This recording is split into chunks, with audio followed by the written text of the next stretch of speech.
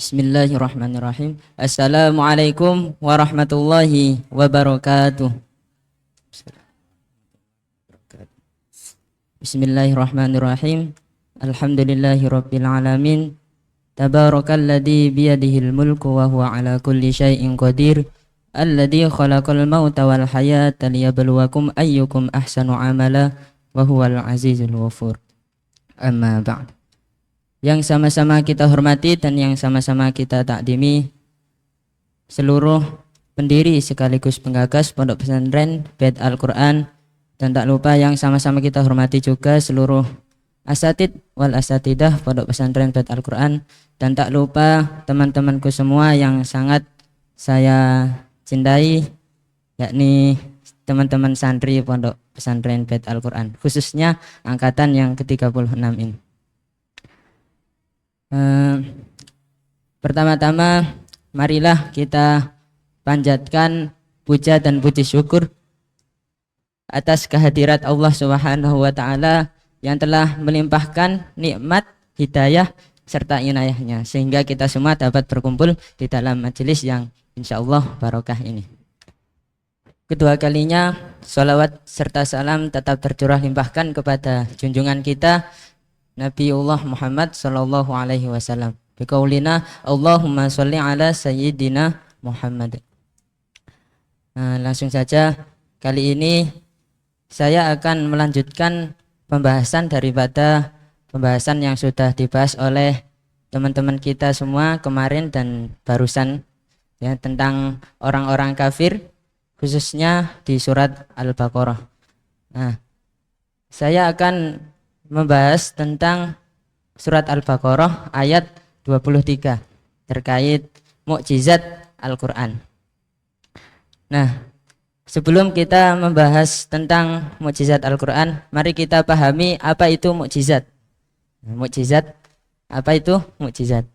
Kata mukjizat adalah secara bahasa artinya kejadian ajaib yang di luar nalar. Kejadian ajaib yang tidak bisa dinalar oleh akal manusia. Itu secara bahasa. Kalau dalam bahasa Arab, mukjizat diambil dari kata ajaza, yang berarti apa?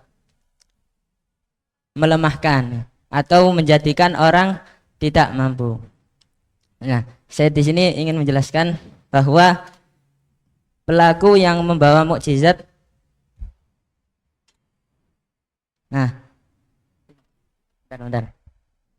pelaku yang membawa mukjizat, ini kan Nabi yang membawa mukjizat.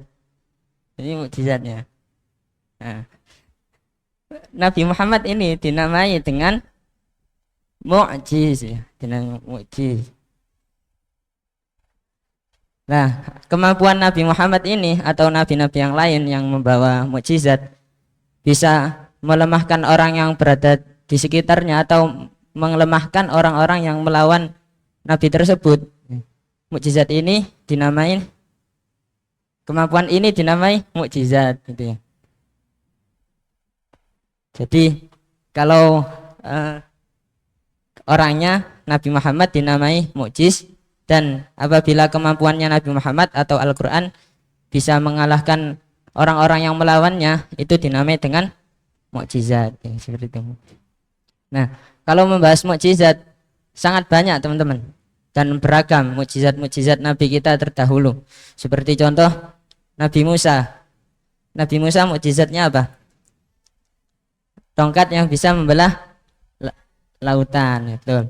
Nabi Ibrahim mukjizatnya apa? Tidak terbakar dalam api atau kebal dalam api.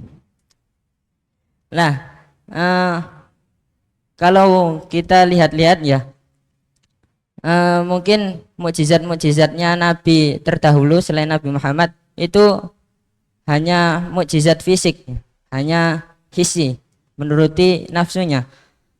Akan tetapi mukjizatnya Nabi Muhammad itu berbeda dengan mukjizat-mukjizat yang lain. Kalau kita nilai keren mana antara mukjizat Nabi Muhammad dan mukjizat nabi-nabi yang lain, kira-kira keren yang mana? Nabi Muhammad ya? Ya betul sekali, Nabi Muhammad ya. Jelas keren mukjizatnya Nabi Muhammad.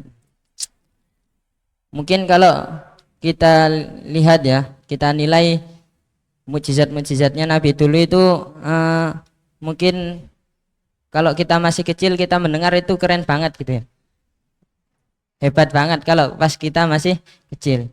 Ternyata kalau sudah besar sudah bisa menilai mana yang keren, mana yang biasa, itu ternyata nggak terlalu keren banget gitu ya. Ternyata masih keren Al-Quran. Nah, sebelum saya membahas atau menafsirkan surat Al-Baqarah ayat 23 ini, saya akan menceritakan peradaban Arab jahiliyah sebelum turunnya ayat 23 ini.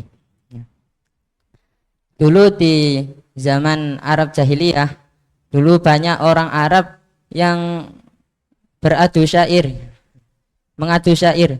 Jadi syair dulu dilombakan, seperti ibarat kalau di zaman sekarang kan banyak seperti Liga Kampion, terus MPL, terus yang banyak, intinya yang apa namanya, beradu ya, beradu, berlomba-lomba. Dulu juga seperti itu, sama ketika di zamannya Arab jahiliyah, berlomba-lomba syair. Dan syair yang sastranya, nilai sastranya paling tertinggi nanti akan ditempelkan di dinding-dinding Ka'bah ya. Kayaknya begitu ya, betul nggak? Ya, nanti ditempelkan di dinding-dinding Ka'bah. Jadi sehingga kejuaraan ya, banyak yang merebutkannya. Mau tidak mau akhirnya banyak orang yang ingin mendalami tentang syair.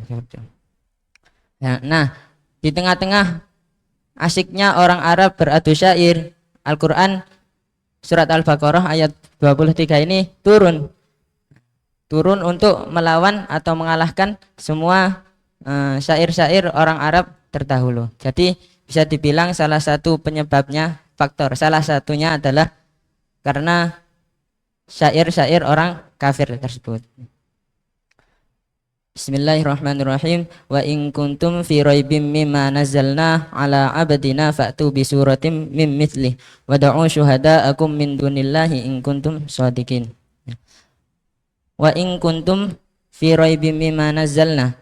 Dan jika kamu dalam keraguan mimma nazzalna ala abdina, atas Al-Qur'an yang kami turunkan kepada hambaku yaitu Nabi Muhammad, fa'tu bi suratim mimislih, maka buatlah satu surat yang semisal dengannya, dengan Al-Quran.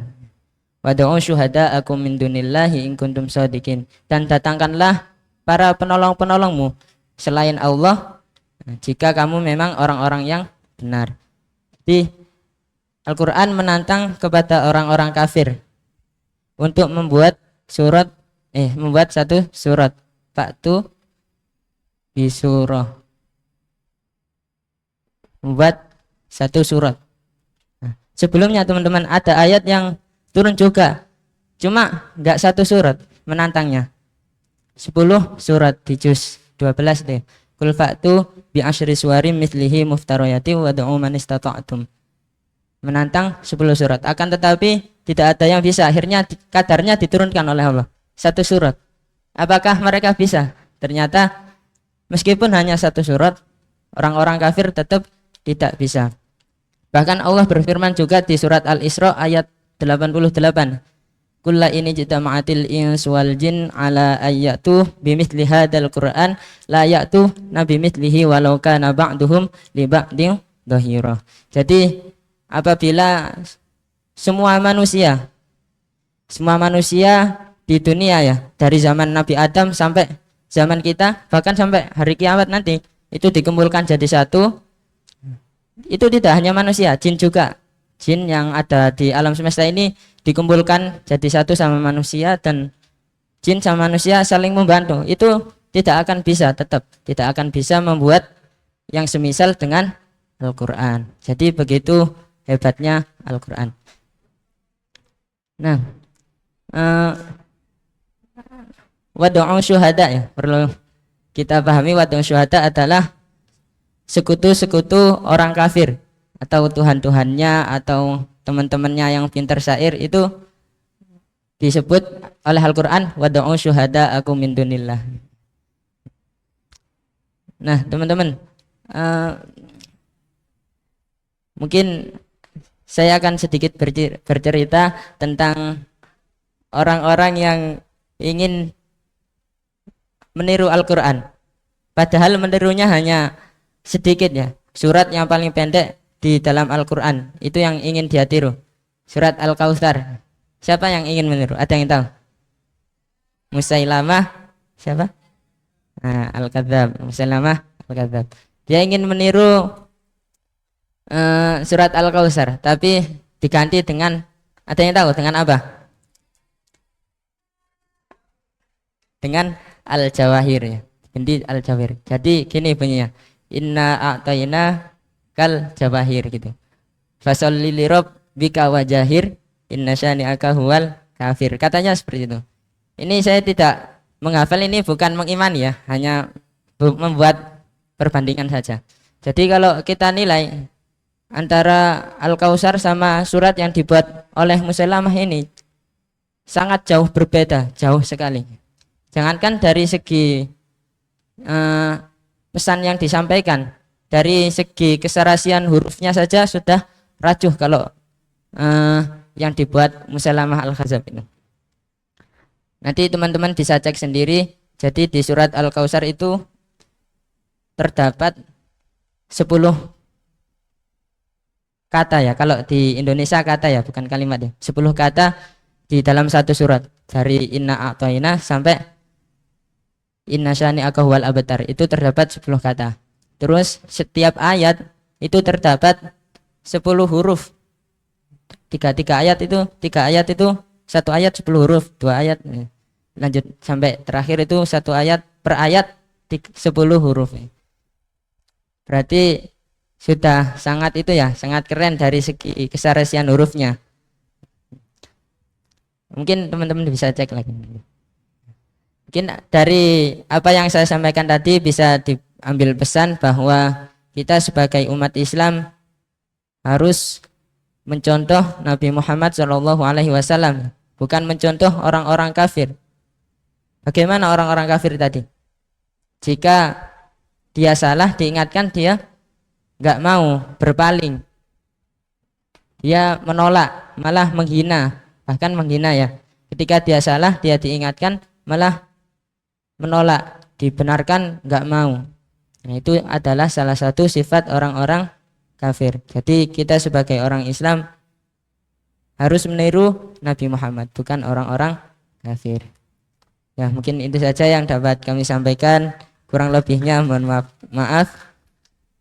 Wassalamualaikum warahmatullahi wabarakatuh.